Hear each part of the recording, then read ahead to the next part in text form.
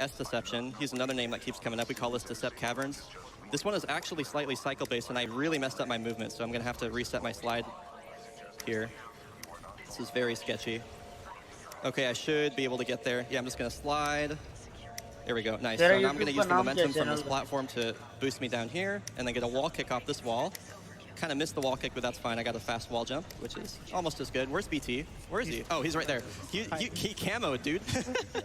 Normally, he's like hiding from me on the right side, so that's fine. So now we're in BT, and we have a really cool skip coming up that was completely routed by Tasky. So do you want to tell him about Ash skip?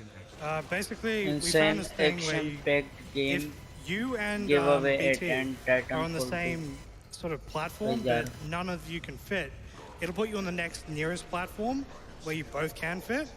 Coincidentally, there is one area in Ash, like before the Ash fight, where if you do that, you'll end up out of bounds because that's the nearest place. So here we go. This ability this Titan has the ability to fly, so we can get in this unattended location, and here we are standing on the platform. But now, the game puts us in the only other place where we can be, which just happens to be out of bounds.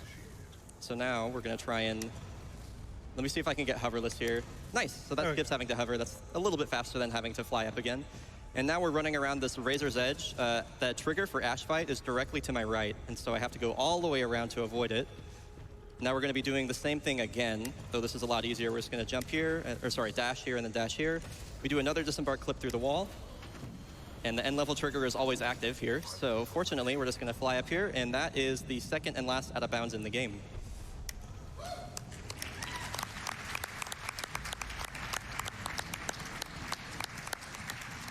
That skip has a really cool history behind it too. Tasky probably spent like 2 weeks on that, right? Trying to wrap that out? Originally I just flew around the outside. Oh, yeah.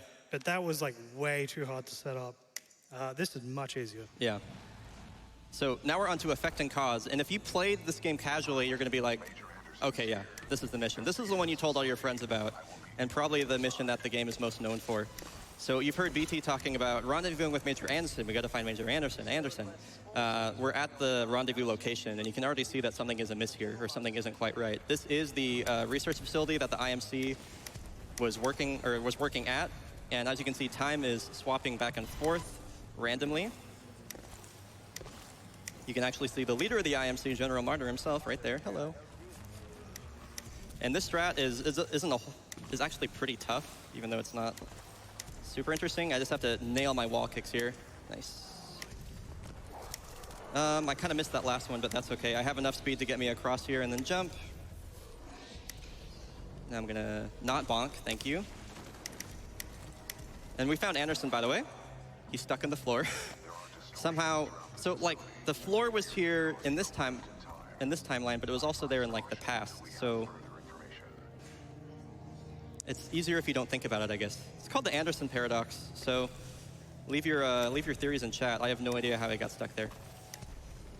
And now Anderson's helmet contains a lot of data on it. Disconnected from your channel. And BT is going to analyze it, like he said.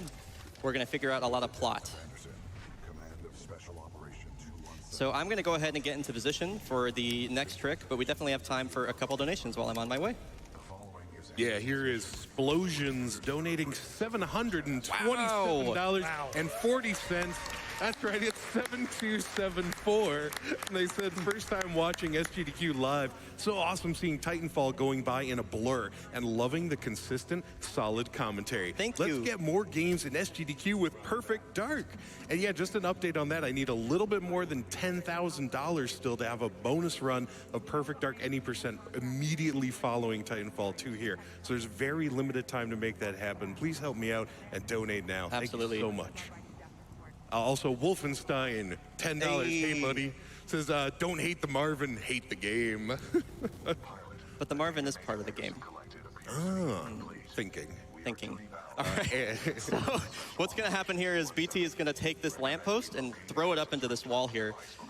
We can't get into the wall until basically right after he throws it. So there's going to be a zip line that appears. And instead of waiting for it at the very bottom, we're just going to grab it when the hitbox appears at the very top. And then at this part of the game, we can't control the time swaps yet, but we can position ourselves in a certain place when they do. Immediately following this, well, not immediately, but soon after this trick, I'm going to be doing one of my most proud finds for this game, which is, I call it FTL. So I'm going to be standing in the wrong timeline, or in the opposite timeline, and there's going to be a laser grid in the other timeline. And so when time swaps back, I'm going to be inside the laser grid, and the game is going to shoot me out at a really, really high rate of speed down that little floating bridge that you saw. Not floating, but you know, that little bridge you saw over there. And I have to go really, really fast because the game has a bunch of scripted time swaps that it throws at you in the middle of the bridge, and if you're going too slow, you will... It's basically like soft locking the game. Okay, now I gotta get into position. Okay. When done correctly, this is probably the coolest skip to watch. Oh, yeah, come on, come on, come on. Oh. Ah, there we go. Yes. First try. Okay. Not even gonna worry about the bonk. Heck yeah, dude. I like super botched that at GDQX, so it was very important for me to hit it here. Here's the other half of Anderson. There's also a little smiley face on his ammo pack there if you look closely. Hi. So now we're gonna take the wrist-mounted device that you might have heard VT talking about before, which is gonna allow us to swap through time at will. So this gives us the coolest tooltip of all time, which is press mouse button to time travel. So this level is super, super technical. Effect and Cause 2 is really cool. That's a little new strat there. It's called Josh Hop. Just a little edge boost off the wall. There's different routes for the different timelines here, and it's just really fun to watch. This is one of the most contested ILs, and definitely one of my favorite levels to run. Wall kick through there. All right, so when an enemy has a scripted movement through a door, you can just walk right through him, and then he can bonk my head. That's nice. Just gonna climb up the elevator. Please, that was a really sloppy elevator. It's okay. Oh, I should swap time. That's a good thing to do. Just might help. Just might help, you know, there's a big wall in the way. Okay, so now we're going to be learning a bit about what the IMC are building here, but we definitely have a little bit of time for donations while we wait for this part. This is just some dialogue that unfortunately breaks up the flow of the level. Feel free to shoot off a couple, and make sure to look for the T-pose when this door opens. Okay, here is $13.37 from Skeleton Jelly. Hey! Hi, Bri. Good luck with the run, and make sure to kill that Marvin. Thank you, Your Skeleton runs Jelly. inspired me to start speedrunning 2 years back. Have this leet as a sign of appreciation. Nice. Shout out to Skeleton Jelly. He's another runner from Finland. Very nice guy. Also have All-in-One Mighty donating $25. Hello, Brian Otto. I'm so happy to see your run live at GDQ. Super hyped for this. You are the reason why I bought the game 2 weeks ago and started playing, and it's above expectations. Oh, and did you have to use a USB key this time? A USB key. Oh, yes, I did. I used the one you suggested to me. Thank you. Yes. Okay, hold on. I have an audio cue. This one's empty. The arc must be somewhere else. I'm going to go early because I threw the grenade kind of early and I don't want to die. Okay, that's fine. So now coming up in this segment is one of the hardest parts of the entire game. This is called Hell Room, which is named for both its color and its difficulty. It has a really, really tight route through here, so we'll see what I can do.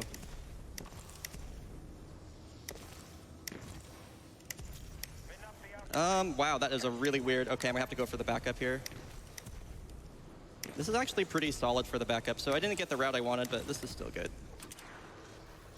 I lost a lot of... I think I just completely whiffed the wall kick. Don't overshoot. Ah! Okay, that's fine. You hate to see it. Okay. That was going like a lot better than that's been going in practice all week, though. I don't know. I don't know what happened, but I have had a really tough time with Hell Room lately, and so reared its ugly head there. So this is going to wrap up this chapter. But Tasky, if you want to start talking about Time Stop and Effect and Cause Chapter 3, that'd be the time. Yeah. So you see Bri switching between different timelines. It's actually two different maps stacked on top of each other like this. And whenever you swap time, it teleports you up and down to whichever timeline you're on. But if you interrupt like a timeline swap, it'll think you're on the other timeline when you're not, and it will freeze all the AI and enemies, but it will also teleport you back up to where it thinks you're supposed to go when you switch time. So what he's going to do is he's going to time swap, but he's going to be wave. Nope. Nope? Okay. You see how the screen just goes blank? That's because he's way above the level. Also this, he's gonna go trigger another... Did I hit the trigger? I don't think you did. I did. Oh, you did, okay. So what he did there is he went and triggered the bridge trigger before he went and triggered the door trigger. And he was supposed to, like, take a laser boost, but he didn't quite get it. Now, speaking of, I don't know what I'm talking about. This is a really hard skip. Oh, dude, I barely missed the wall kick. Oh, man, that's so frustrating. I think I hit the wall kick, but I didn't realize. I'm not really sure. This skip, you don't go for this in full game runs, but this is GDQ, so we have to show off all the cool stuff in this game. I'll go for it one more time, and if I don't get it, then we'll move on. That should be good enough for a mantle. Okay, there we go, man.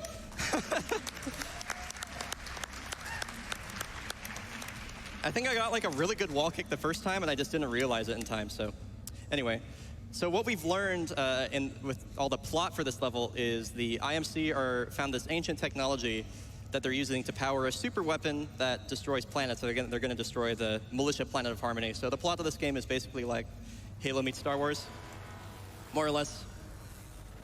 The plot isn't really why you play this game. It's like the characters like BT and the really great mission design. So now BT's going to tell us everything I just told you, and so we have some time for donations.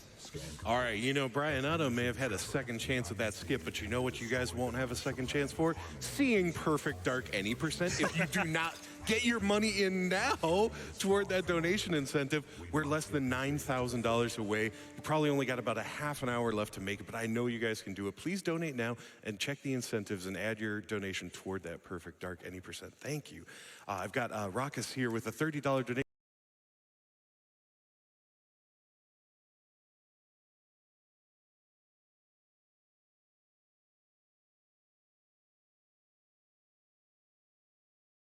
Says, I love Titanfall and Perfect Dark. Two great sci-fi games that ooze style and coolness like Brian Otto. Wow. No you. Thank you. All right, so we're onto the beacon, and this level is a monster. This is one of the, probably like as far as missions go, the most difficult one in the game. This first level, though, is really, really lame. All this geometry that you're seeing here is definitely just a suggestion. It doesn't actually look like the shape of it, and it's really, really hard to do correctly, so trust me, I've messed up there a ton of times. Now, this was a pretty cool skip here, or I guess dialogue skip found by Tronja Volta.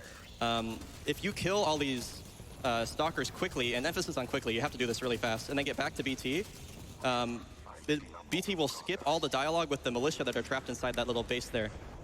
So if you remember watching this at GDQ 2017, we actually had no idea how to do this like consistently or fast, and so that was found shortly after GDQ 17, and ends up saving like 45 seconds, so it's really nice. I'm going to see if I get a good checkpoint here. Give me a good checkpoint. Cool, that's a good checkpoint. So that means I can embark early, and if I do end up crashing the menu, it's fine. There we go, we're good. So at the end of this level is probably going to be the cutoff for Kill or Spare the Marvin. So if you're donating for that, and if you're donating for Kill, especially make sure to get your donations in ASAP. So this is Captain Cole. He's kind of a jerk. He's just an annoying character that's going to repeat everything BT says. He's generally pretty rude. We have time for, I would say, one donation before I got to start talking about Beacon 2. Okay, here is Cyril with a question. $10. Hey, Bri, if Titanfall 2 was a pizza, what kind of pizza would it be? And where would it fall on your in-depth pizza rankings? Goodness. I live in Portland, Oregon, which is actually a pretty good pizza city. And I have like a running Google Doc with like all the pizza places I've tried there. So I don't know. It'd probably be like a white pie for my favorite place, Scotty's Pizza Parlor on Division in Portland, and it'd be like a solid like 9.7. Nice, pretty top tier. Yeah. Pretty top tier. All right, so now we're moving on to Beacon Chapter 2, which is my favorite level to run in the game.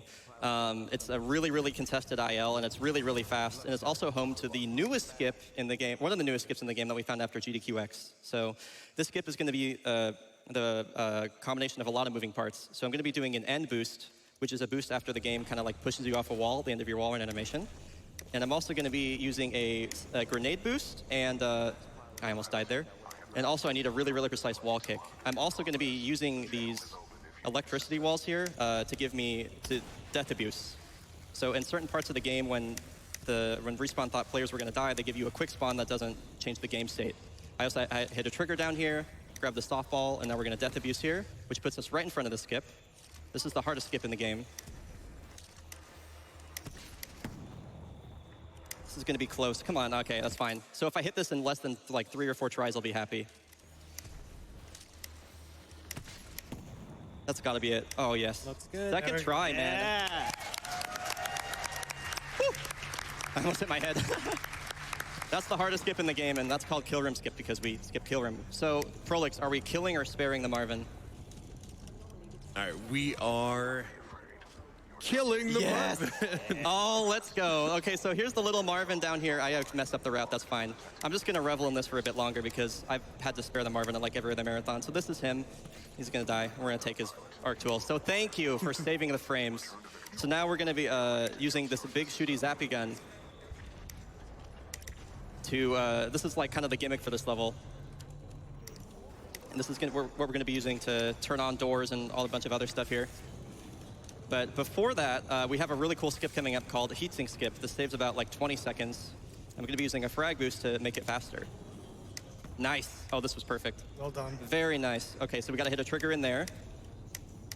And now this segment is really, really cool. So this fan is going to shoot us off at a really, really high rate of speed. And we're going to convert that speed into like a single wall kick, maybe 2.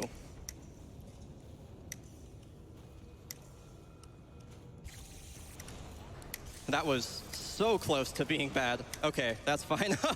I'm not really sure what happened there, but I had like a really weird interaction with the wall. Heck you, Tron. Tron Travolta found a slide there where if you time your jump going up the stairs, you can just kind of slide straight up. And whenever I mess it up, I'm always reminded of him. So inconsistent and hard to do. I'm always reminded of him. All right, so we're through Beacon Chapter 2, really high octane level, and now unfortunately we have a little bit more waiting to do here. But this is, trust me, you're going to want to stick around for this. This is the coolest level in the game eventually. So they're going to talk to us a bunch about how this room down here that's filled with radiation is going to kill us, when in reality we can go in there and take a nap and come back and everything would be fine. So we're going to restore power to the beacon, which is this big dish that's going to allow us to communicate with the militia. But we definitely have to wait for a little bit before we can do that, so we have more time for donations. Will only protect you for a limited time inside the chamber. I suggest you move quickly. I wouldn't stay in there too long. Some of my favorite time of the run. Dino Socks with $5 says, all these people watching and we may not reach a goal. $5 train roll out for Perfect Dark. Thank you very much. We're under 7,500 left for a Perfect Dark bonus game. Again, donate now toward that incentive because we're closing the incentive after Titanfall 2 ends, whether we make it or not. So if you want more GDQ and a Perfect Dark any % run, donate now. I've got a $15 donation here from Jorn Means Bear, who says, you are amazing. Yes, you, the one reading this. Also you, the one hearing this. And you, the one who plays the game right now. Even you, the one who's not watching right now. You rock, all of you. Have a nice day. Sincerely, a bear. Game of Fiend with a $5 donation. Perfect Dark Hype Train. Hype. All right, Taska, you want to start talking about moon boots? Yeah, so coming up, we're going to have BT throw us, but that's kind of slow. He doesn't throw us far enough. So what we're going to do is we're going to use one of his previous abilities called Hover, or VTOL or whatever. But if you VTOL and then land while you're doing it, you can disembark, which you're not supposed to be able to. And that'll add the gravity that was given to you. So you'll have like a 15% reduction in gravity. And that'll give you a massive speed boost and height boost when BT throws you coming up. So, yeah, we disembark while flying, which is not intentional. I didn't press E, but thanks. Did I just lose moon boots? Hold on. No, you didn't. Okay, cool. That was really confusing. So we disembark while flying, which is not intentional, and now that's made our gravity super floaty. So it's like we're on the moon boots. And so our goal is ultimately over there, but BT is supposed to throw us, and the intentional place for us to go is right there. But we also found out from a QA tester at Respawn that if you hold jump when BT throws you, you do like a frame-perfect jump off of his hand and retain your double jump. And we also have reduced gravity, so what's going to happen here is like probably the most iconic part of the speedrun, and also probably the most difficult, or one of the most difficult, so I'm going to be sure to set up a safety save. So please enjoy Super Fastball.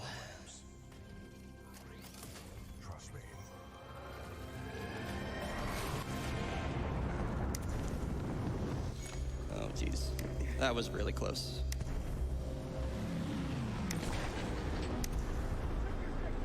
IMC dropships headed to your location.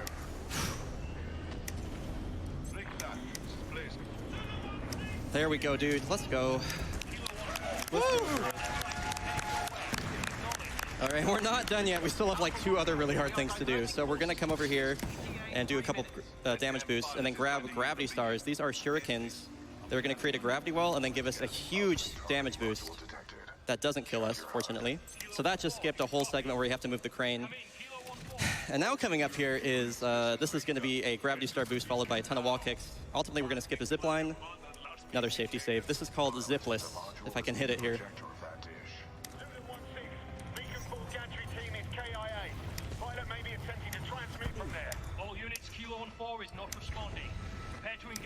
Oh, this is kind of slow.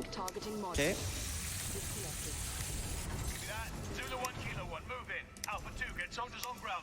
Okay, we're almost there. Yes! Oh my god. Oh my god, I was so nervous. Yeah! Woo!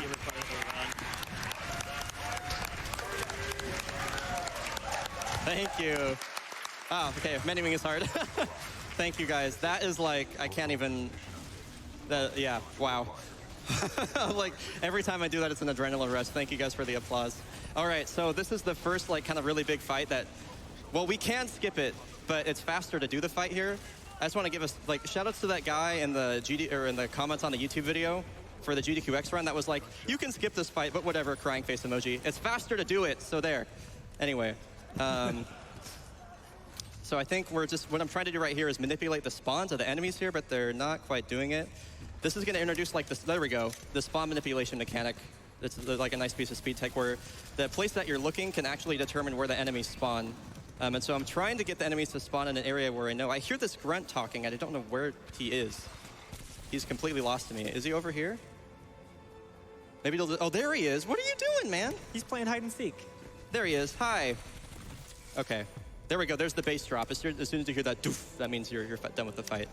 So anyway,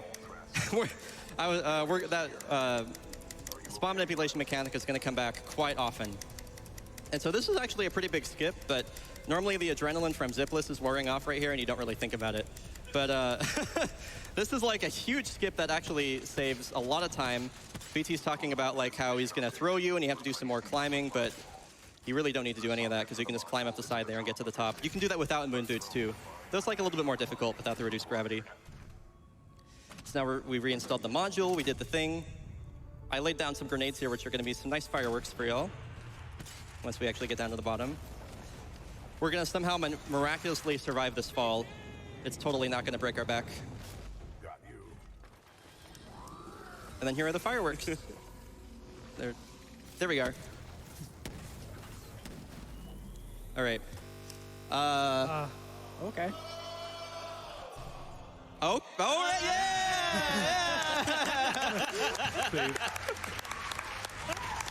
That has never happened before, so there you go. I was like... I thought that crashed the game. It sounded like it. That was, I felt like my entire life just stopped right there, you know? That was really, really weird. Okay, so here comes... Now we're doing Richter Fight, which is split into 3 waves. This first one is pretty simple. Again, basically, I'm manipulating the spawns in every single wave here based on where I'm looking. And what I'm going to try and do right here is I'm going to try and dash to the left of these Reapers and get one of them to move to the right. He didn't do it. That's fine. Oh, he did now, but that's a bit too late, so it's okay. I think that guy lived somehow. I'm not really sure how he lived. Yeah, he did. Okay, that's fine. So now we're going to do that for these 2 Titans as well. We're going to be trying to stack the Tone Missile Barrage here like we did with Kane Fight.